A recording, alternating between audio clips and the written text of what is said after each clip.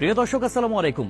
হাসিনা আর যাই করুক, দেশের জন্য অনেক কাজ করেছে বলা পাবলিক গুলার জন্য একটা তথ্য জানিয়ে দিই, একটু ভালো করে শুনবেন। বাংলাদেশের বর্তমান ঋণ কত জানেন?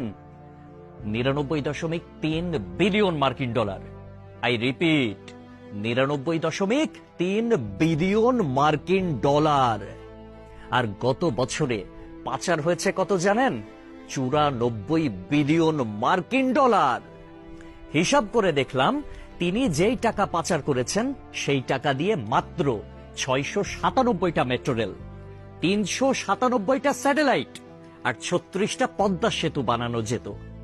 একটা 1000 টাকার নোটের ডাইমেনশন কি, সেটা নিয়ে না হয় অন্য এক সময় আলাপ করা যাবে।